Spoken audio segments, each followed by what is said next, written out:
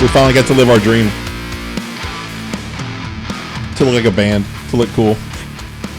Air guitar. Air drums. Were you the bass player? Or were you I was the bass player. Because it's just like... It only took us 100 episodes to get to that point. Only 100. Is that what we're here for? We are here to celebrate our 100th episode, our centennial birthday celebration. We are a whole centennial. We're here. What's up, guys? Hey, y'all. For the 100th time.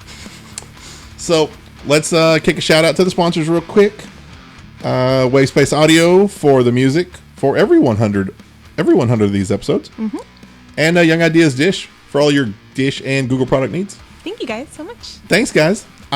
We are here and we are talking 100 episodes of us. Basically life in these past 100 episodes. What's been going on with us, the show, everything. And because it's episode 100, we want to do something a little special, a little different. Hence the video you're seeing of my lovely media room and my lovely dog who didn't want to get down. So you guys get to see Mocha in this episode. Oh, she's just hanging out. She's just sleeping. She just wants to be here. If you guys ever hear barking in any of the background of any of our episodes, it's her. Because she wants to, be a part of it. And she has been a part of it for quite a while. Mm-hmm. Not all 100, but she's been here a while. She supervises most of our episodes. Well, we're here and we're talking 100 episodes. Mm-hmm. And, it's kind of an episode to reminisce.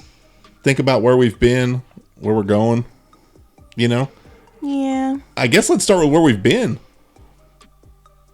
Like where we were when we first started versus where we are now? Yeah. Where were you when you first started with me?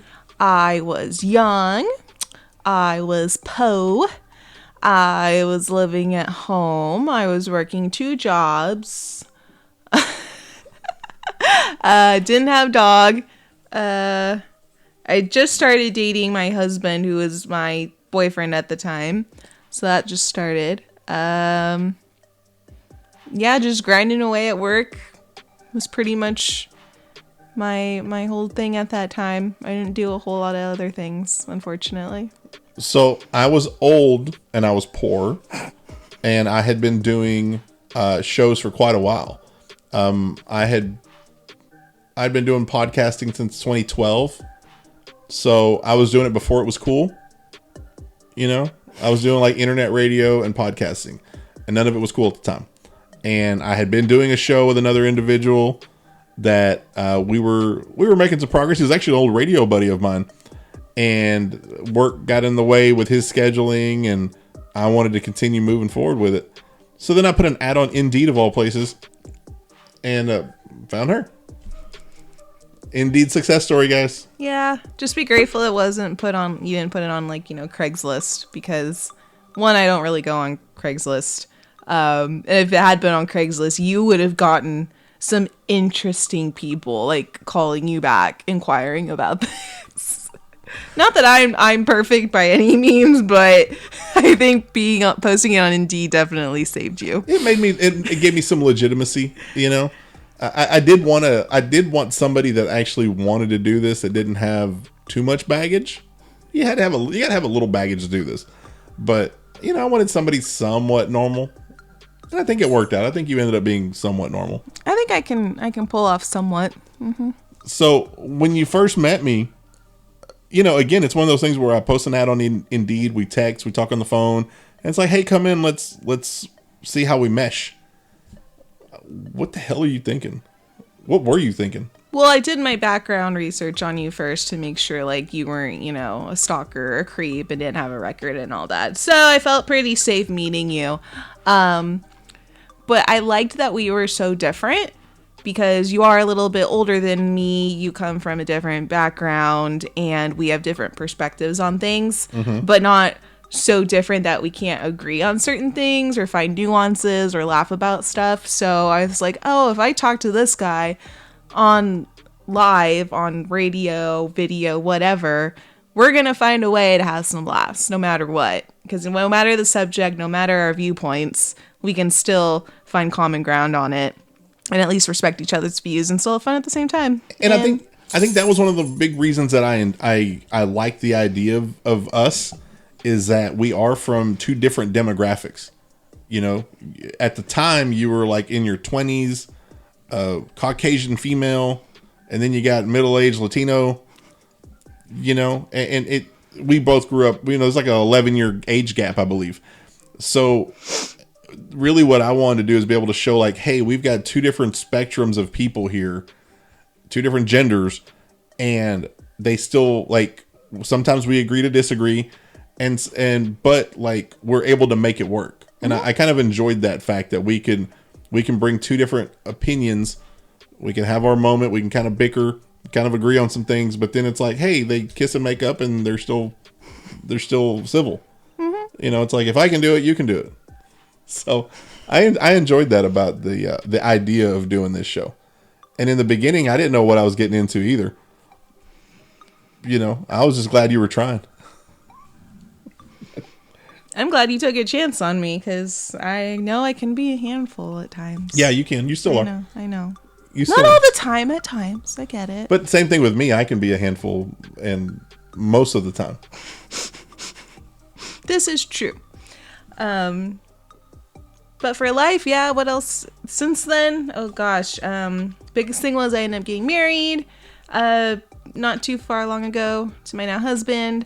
We got a house, hence this lovely room we're in. We got a doggy, hence this little girl you see right here. And we've just been hanging out. We both got new jobs, you know, our full-time jobs that we're both enjoying, and jobs. My girlfriend at the time is now my wife. Mm-hmm. Our son is now many years older. You know, he's like preteen now, or tween, whatever. He's a tween. He's in between. I guess he's a tween, because I think you'd be 11 to be preteen. He looks like he's 14. He's 10 and he's got braces and he wears men's clothes. He's a tween. Physically, he could be preteen. Physically, he could be in high school. So, I need to see him in person. Oh my god! But you know, just a lot of stuff has evolved over the years. So you know, the point of tonight is to kind of reminisce, and you know, I wanted us to talk about our favorite episodes or favorite just moments of the show, because you know, we've done 100 of these since 2018.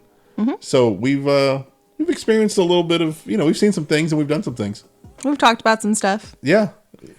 And because we've had 100 episodes, I definitely had to go back into our archive of all our episodes, and I actually had to re-listen to a lot of them to remember what we talked about. But I pulled my top 5. I wrote them down in my lovely notebook here. So these are my top 5 in no particular order, just my top 5. But here we go. Let's go. So first we have birthday Florida man. Little background. If you go to Google and type in what your birthday or a holiday or any just random day of the year, pick one, it doesn't matter, and then you type in Florida man after that day and hit enter, you're going to get one, if not multiple, articles about what a Florida man did on that date in Florida. And I think we did this around your birthday one year, because I don't think we did it for my birthday, but I want to say it was yours. And I just remember laughing my butt off at all the crazy stuff that these men are doing in Florida that you don't think is real, but it's real, because I double checked. These were real news articles. Yeah, and that's the thing, is it's not just a crime. It's like a ridiculous crime. It doesn't sound like it's real. Like it's actually something somebody was idiotic enough to do. You know, and this is just a man in Florida. Some man in Florida. We didn't search like Florida woman, Florida grandma, like Karens of Florida, nothing like that. I'm sure there's a whole slew of stories. Yeah, because all the old people retire in Florida. But every day of the year, some odd crime has happened in Florida.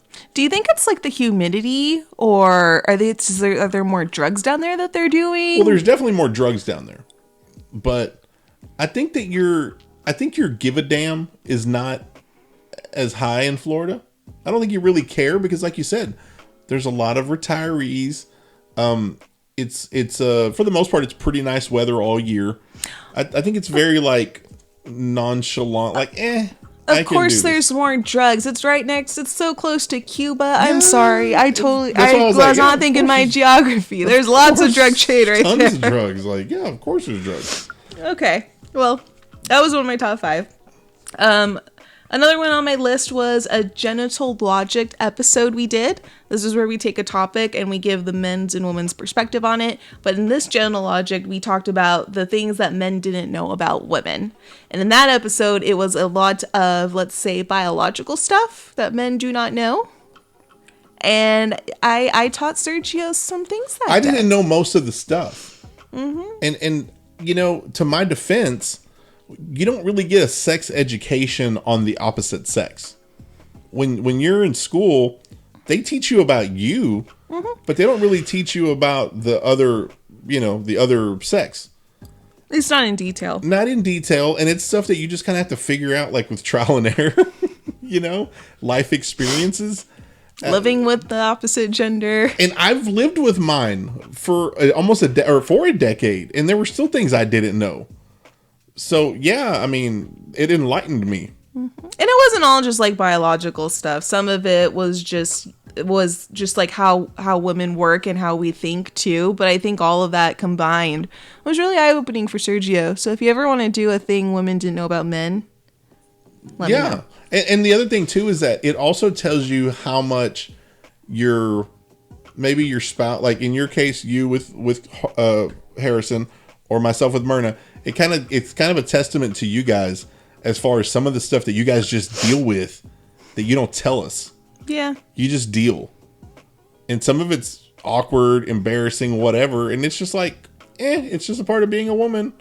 Don't worry about it. I'm good. Yeah. Welcome to being a woman, guys. Yeah. All right. Another top episode for me. This was probably several years ago, maybe right before COVID, or the season before COVID. But we did a fantasy football draft. And it was my first one ever, because I don't do fantasy football drafts. I'll watch football, I don't do the draft thing. So we did a draft. Sergio's over here looking at stats and ratings and all this stuff for his players and his teams. And for my fantasy football team, I just picked whoever I thought was the most attractive. And that was the only thing I went by. Didn't look at stats. I don't even think I looked at some of their names. Like, I don't remember their names. You looked at pictures. I looked at pictures. I'm like, oh, he's cute. He's cute. He's cute. And then I was like, oh, I need a tight end. Okay, I pulled up the tight ends. I'm like, oh, that one. Yeah, I'll take that one right there. Mm-hmm. And then we ended up comparing to see how we both did through the season. If I'm not mistaken, I think we tied. We did? I think we tied. I know I didn't win. I don't think you won, but I don't think... I wasn't last. If you beat me, or if I beat you, it wasn't by much, but I think we tied. And this is me doing research. This is me actually putting a team together based on what I know of fantasy football and of football in general. So I don't know what that says about me. Or what that says about me, ladies. I don't know. Or cute guys are good at football. I don't know. Close your eyes and point. Yeah, pretty much. Yeah. That was a pretty good episode. I like that episode. Because it went on. It was like an ongoing thing through the whole football season. Yeah, because we would check it, and I would be really surprised when my team was doing well. I'd be like, oh, yay! Mm-hmm. Woohoo! All right, so the next one, number 4, no particular order. We did a Kate's movie review. Because if you watch the show...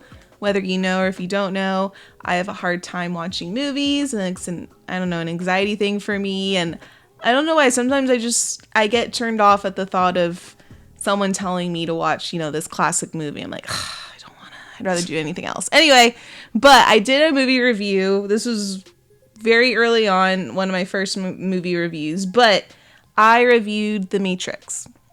I had never seen The Matrix. I know that's a very classic, like everyone should see movie. Keanu Reeves, very turn of the century. It was really big because of when it came out and, computer, AI. It was very high tech. Mm-hmm. It was at the time. Bullet time, the thing where he's dodging the bullets. Mm-hmm. That was like brand new, like cinema technology.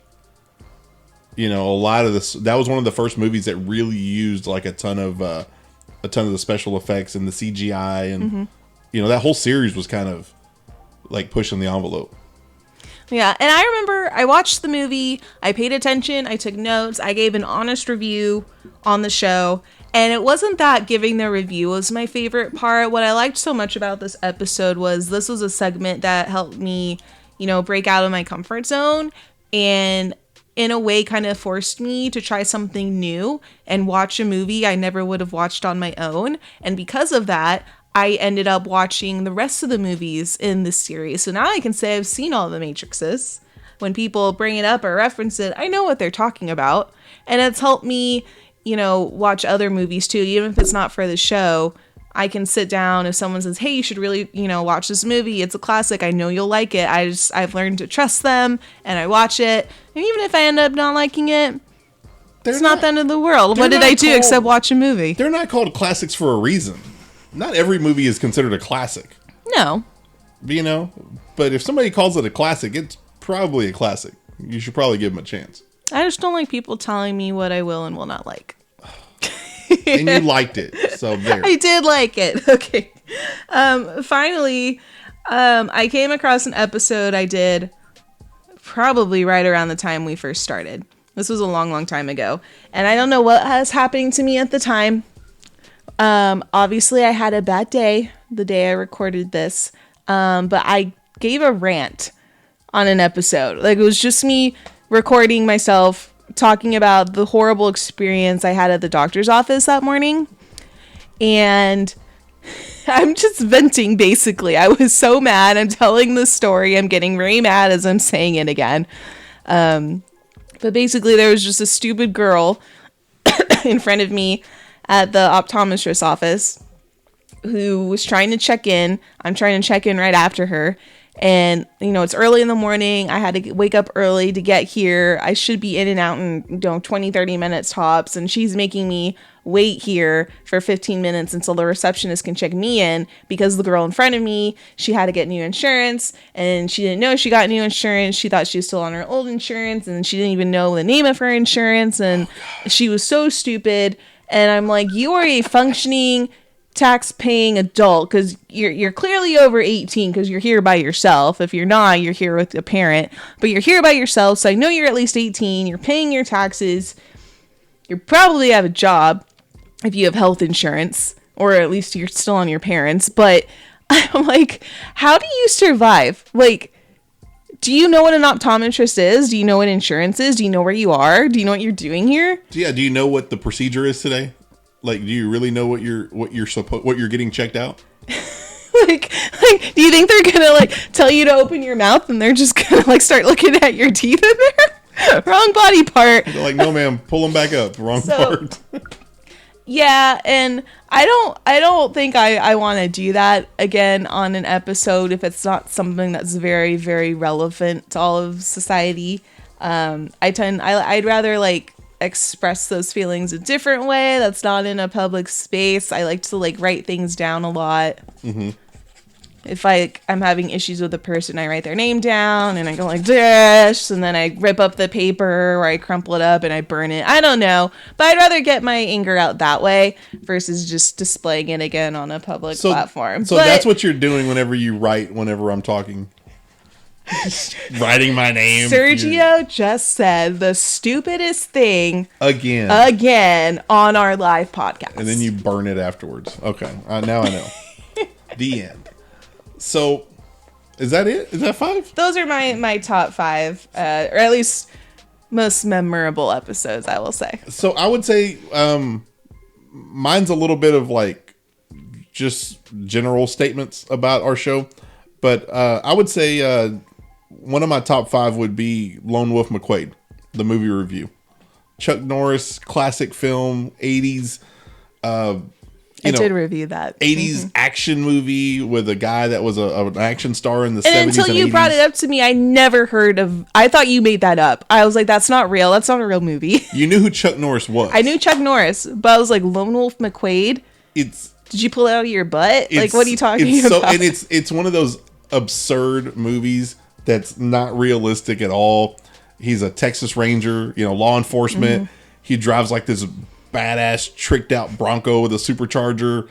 You know, there's a scene where the bad guys bury him in like the desert in his Bronco, and I just remember that he like reaches into the, you know, he's all beat up and stuff. He reaches into the back seat and he pulls out a beer and he like pours the beer on him and starts drinking it to like wake himself up, and he turns on his truck, kicks in the supercharger and breaks out of the hole. It's just it's absurd. But, you know, it's just like macho, tough guy 80s movie. Yeah, yeah. And, you know, it was a great movie, I thought. But I thought it was cool that you actually took the time to watch it, because it was pretty absurd. And that if that's your first Chuck Norris movie and I'm throwing that on you, like, you know, if you can handle that, you can handle some of the better ones. So I was proud of you for that. Thank you. That was one of my favorite ones. Another good one, or memorable, I don't know if it was good, but it was memorable. My first encounter with Uber Eats. This was like 2019 when I first dealt with Uber Eats, and I had ordered Hooters. I was staying at a hotel, and Uber Eats was really new, and they gave me like this extreme discount for giving this a try. And, you know, it's like everything, it showed up late, it was cold, the order was wrong. There was like all these different things. You know, now everything is so streamlined. Mm-hmm. Now you go to Hooters or Chipotle or whatever, and they have like a little shelf for like Uber Eats and DoorDash and all that. But back then it was so new. I don't even think DoorDash was a thing yet. And it was so new, and like it wasn't very organized, and, you know, people's food were getting delivered to the wrong place, and it's like, no, your dot says that you're here, and it's like, no, I'm here. You know, it just stuff like that. And if anybody remembers Uber and Lyft when it first began, it was kind of an S show back then too. It wasn't as streamlined and organized as it is now. Mm-hmm. So Uber Eats was absolutely terrible in the beginning. And but yeah, I just had a horrible experience with it, and like customer service lack of, you know, you can't really call and complain because there's not really a complaint number, and yeah, you just kind of deal with it. And it was like, well, it was almost free, so I'll tolerate it. But to this day, I don't think I've used it again. I think my wife has, but I personally don't think I've used it again. I've never used it. Because I just hear people all the time saying I ordered Uber Eats, and the person who's supposed to deliver it just stole it. They stole it, or you left it somewhere and then somebody stole it. Yeah, and then it's so expensive now too. Like, I don't know what it cost back in 2018, but I guarantee if we were to compare prices, it's probably so much more expensive. Or if that's not expensive, they add on all these fees now, and then the fees, and then the tip. And I would rather just place an order for pickup and go pick it up myself. Yeah, it costs you I'll pay less in gas. Yeah, it costs you $2 in gas to go get it, but it'll cost you like $20 in Uber Eats fees. And it won't show up in time. No. You know? Because I don't order from far away. Like, I'm not... Even if I did want to use Uber Eats, I'm not going to order from somewhere that's 30 minutes away. I go to the sandwich place 10 minutes down the road. I order it. I get in my car. I drive there. By the time I get there, it's ready. Right. Yeah, that's exactly the way I am. Yeah. So that was a memorable episode. Another one. So we used to do our shows live in Deep Ellum in Dallas. Deep Ellum. Like the live music capital of Dallas. And we had this really cool place called Common Desk that was like a shared office setting. And we used to do shows live there. We had a young lady by the name of Becky Nitschke there. She's an actress. She was doing a live show with us, and we were on the second level. So we were upstairs, and you have a big, like, it's nothing but glass, so you can just look out and you can see the street and your car and all that. I had a Jeep Wrangler at the time. It was a gorgeous day when we went in to record. Somewhere towards the end of the recording, I look up, like I'm really focused outside, and it's just pouring rain. And like, I just get up, like throw off my headphones, and I just go running down the stairs, and I run outside. It's pouring. I'm trying to close the top back. You know, you got to get in the vehicle to close to latch it. It's soaked. You're soaked. Well, you're soaked. Yeah. I see it in general, you're soaked. So, you know, in the end, it stopped raining. It was like a flash flood or whatever, like one of those brief rainstorms that comes through. It's gone in 20 minutes. Mm-hmm.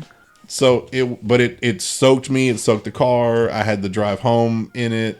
It wasn't raining when we left. Like, I was just miserable. And but I do remember like that whole, at the time it's just like, what the hell's going on? And I'm trying to do all this stuff, you know. Memorable for sure. It was memorable, you know. The book reviews that we've started doing within this year, that's become a favorite segment of mine, because we're evolving. Like we're choosing to go down like a different rabbit hole that we're not. It's not necessarily in our comfort zone, you know. And the goal is to try to pick not just a certain genre of book. Mm-hmm. Like, let's read a biography. Let's read a thriller. You know, we're slowly working our way through stuff. So I have enjoyed that so far. Yeah, I've enjoyed that. And I would say the other thing that I enjoyed, again, not a specific episode, but I've enjoyed the fact that we've created segments. We've created things that are like staples in our arsenal. You know, genital logic. We take a male and a female perspective on a topic, and we discuss it. Pound sign time. We take a trending, you know, hashtag, and we discuss them. Law and Disorderly News. We take news segments and we take, you know, some of the news segments are educational. Some of them are funny. Some of them are sad. Some of them are political. It's a little bit of everything. Payday, talking about money and finances. I feel like there's something else I'm missing. What am I missing? There is something else. I can't remember now. But, you know, it's just, to me, that's probably the cool part, is just, it's not just, hey, we're going to come out here and talk about random stuff. We have like actual like topics and agendas that we want to discuss. And it's stuff that's evolved over time. And it's like, hey, let's try this. Let's see if it sticks. It doesn't work. Let's try something else. Let's see if this sticks. And here we are 100 episodes later, and we've got a pretty good, well-rounded show, I think. I would say so. So I'm extremely happy about that. You know, we've evolved a lot over the years. You know, some of the stuff that I've been looking at like I found stuff that we have. So like Young Ideas Dish, you know, for all your Dish and Google product needs. Shout out to those guys. But Gary and his team, like, I remember they gave us a bunch of stuff to give away. So I happened to find this today. So here's a Young Ideas koozie. Like, I got koozies. I remember we had shirts we were giving out. So this is a Young Ideas shirt, and this was when they were Retailer of the Year in 2020. So they've been Dish Authorized Retailer of the Year for many years, but this was in 2020 when they did it. You know, so like they gave us stuff to give out. Memory lane. I found these, which I don't know if you remember these, but these are stickers that have all of our stuff on it, all of our information. Yeah. All of our hashtag, and they look like business cards. They look like business cards, but they're stickers. Yeah, they got all of our, you know, where you can find us, our Twitter handle or X. It's called X now. I can't even use that. It's called X now. But look at all the stickers. But I bought what seems like 1 million of these, and I never run out. And you gave me so many. And I put them everywhere. When we were in Deep Ellum, I would like walk down the street and I would stick these to poles, to windowsills, like the mailboxes, like everywhere. I stuck these. They're stickers. So when I travel to Vegas, I still keep these in my travel bag, my little backpack. And when I go to Vegas, I get these and I stick them on in the bathroom on the toilet paper. So I put it, you know, because I don't have to touch anything. I just kind of peel back the sticker part and put it on there. And I put it on the last piece of toilet paper, like the piece that's hanging out that you got to pull on. And I'm hoping that somebody's going to pull on it and be like, oh, that's interesting. That's clever. Wouldn't you want to put it like on the door? Well, the only reason on sitting height, so like when you're sitting taking your poo poo, it gets right there. Well, the only reason I don't do that is I don't want to deface the property. All I'm doing is defacing that one piece of toilet paper. Oh, okay. Do it on the door if there's already like graffiti all over the door. But if the door is really nice, if it's like, you know, Caesar's Palace or something. In Vegas, most of them are pretty nice. They got guys that clean those things pretty frequently. So I've never been. I wouldn't have guessed that. Vegas is super clean with that stuff. But like I said, I put it somewhere where it's like, you can't get me for defacing something. It's on a strip of toilet paper. If you're really offended, just rip off the square. You know, I'm circumventing the law. So I love how creative and innovative you are on your marketing. Thank you so much. no, officer, I'm not defacing property. I'm circumventing the law. I swear to drunk, I'm not God. And we've had so many cool experiences. We did wrestling, for 2 different wrestling agencies. We did some stuff from some promo work for them. You did a movie. Yeah, I did a short film. You got tied up.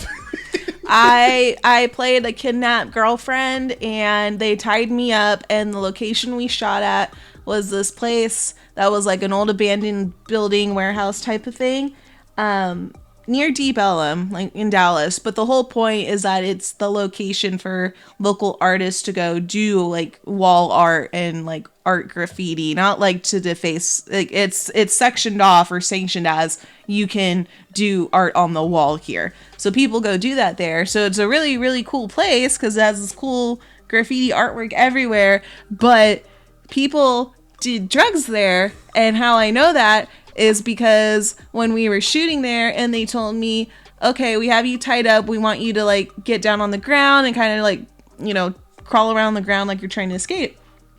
And I didn't want to, not because I didn't want to get dirty, but because there were used and broken needles and syringes all over the ground. And I didn't want one to accidentally poke me like through my pants into my skin, because they're used in dirty drug needles. And I was a little freaked out, but we got through it. I didn't get poked. But yeah, that was an experience. So you actually were a part of an award-winning short film. And I think, I wasn't able to go to the awards ceremony for our film, unfortunately, but we won like best overall film. Yeah. And I have a copy of the award, so I'm proud of that. That was such a cool thing that I got to do, and it's all because of the connections we made through this podcast. Yeah, we've recorded, like we've got cool memories in Deep Ellum. We did some promo videos on like the electric scooters, and I'd never ridden one of those before, so that was fun. Your husband wasn't even your fiance then; he was still your boyfriend. Still my boyfriend. There's we're riding down the street on the scooter, and he's eating a sandwich, and you like knock it down, and sandwich chick. It was cool. We did a whole like string of promo videos for the show, and like I said, we've met a lot of people. We did some wrestling stuff. You did some makeup sessions. We've done a little bit of everything. And it's just, we've evolved as a show, and we've grown as a show. And that's one of those things that only comes with time, and with the time we've got the experience and the episodes. So I don't think we'd be where we are now if we hadn't hit 100 episodes. Like 50 episodes ago, we were in like a completely different universe. 50 episodes ago, we were in COVID, I think. We were in COVID time. Yeah, we made it through COVID during this podcast. So we learned, obviously we couldn't meet in person in Deep Ellum anymore during COVID to record. It wasn't safe. And we figured out ways to record from 2 different locations. Like we did it all virtually before that was the thing. We this mixer that we're using now, we bought it, and at the time, like nobody knew how to do these things virtually. That's when Zoom was still pretty new, and Teams and all that stuff was pretty new, and we kind of had to learn how to do it if we wanted to keep doing it. And there was like 6 months or a year where we just did our show remotely. It was a long time because COVID was still about, vaccines weren't up yet. So it wasn't, we were forced to do it from home for a very long time. And we kept doing it. So, I mean, that was the cool thing is like I said earlier, we were doing podcasting before it was cool. Everybody some people were like, oh, that's kind of dorky. And now everybody and their mom has a podcast. But we were doing it before it got cool. And we were doing the remote stuff before it got cool. Now everybody has apps and they can record a show from another state or another country. And, I still think our quality is better. I think our sound quality is better. I think our presentation is better. I think we're more organized. That's what I pride us on, is that I think I call us semi-pro. We're semi-professional broadcasters. And I think we treat it that way. And I think, that's why we're still here. you know, and that's how we still end up back together. Because we take our breaks. Don't get me wrong. We get sick of each other. But then we miss it. I think personally we miss it. Yeah. You know, you might not realize you miss it until you're back together, but you're like, oh, this is familiar. This is my outlet.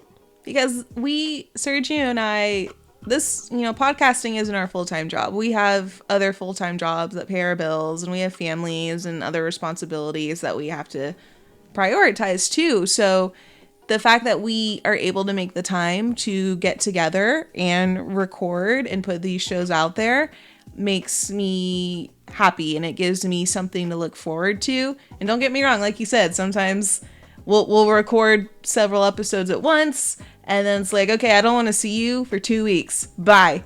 Sayonara.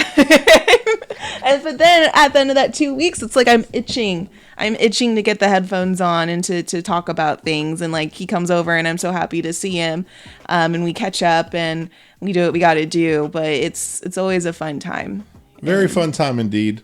I got a few little tidbits about the show and the history of the show. Let's hear it. So our most viewed or most listened to episode, 5,056 listens. And the episode was about Thanksgiving staples, like food, like things that are on your Thanksgiving menu every year. And it was like your family, your demographic versus my demographic. You know, being a Latino and being Caucasian, it's like, what do you guys eat and what do we eat? Like what's on the menu every year? That's very interesting. Thanksgiving. I wouldn't have guessed that. That was the most listened to by far. And it's kind of staggering that like that many people thought that was so interesting. Was there nothing else on? Was there nothing else to listen to that Well, week? I think that could have been one of the first Thanksgivings during COVID. So maybe everyone listened to everything else, watched everything, read everything.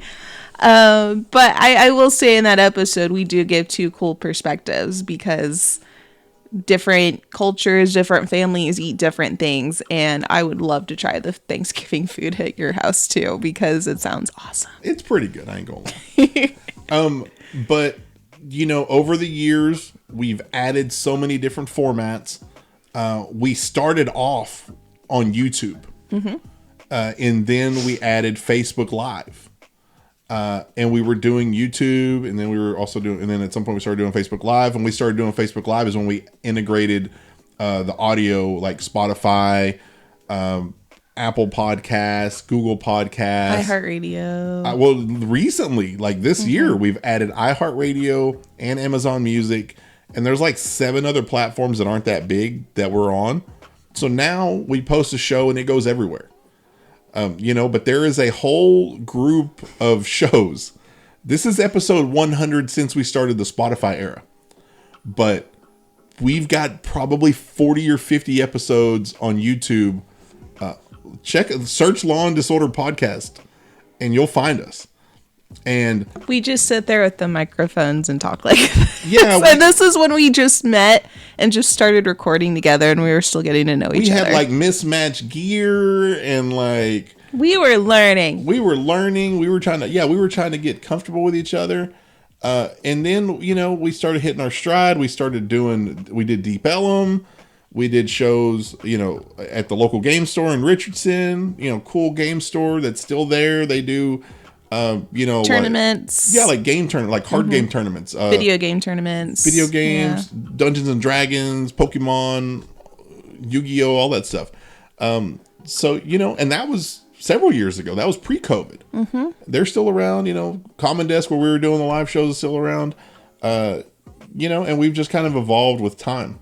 And I'm the most proud of that, is that we're still here.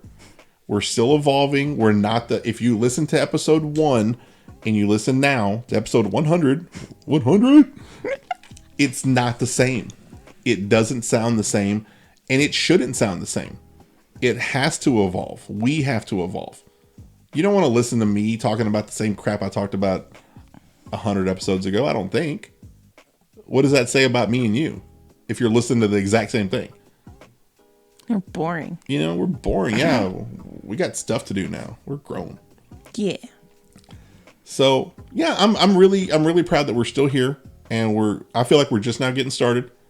I feel like things are going to get bigger and better and faster and stronger. And we just keep doing it one day at a time, one episode at a time. I appreciate you. I appreciate you. I'm really glad that we're still here, and I couldn't have done this without you. Oh, me neither. I couldn't do audio stuff that you do. You bring so much to the table with that. You bring so much perspective that I don't have. And, you say that you're law and I'm disorder. I tend to think that I'm law and you're disorder. But I think that's one of the fun things about us is that some episodes I am disorder and some episodes you're disorder. Mm-hmm. And it's fun. We have a great time. We go back and forth. Yeah. We get to just hand the baton off. So I think that's everything we got, Yeah. Once again, I want to thank Young Ideas Dish for being there all this time for us. Gary and his team. All your Dish and Google product needs and cell phones.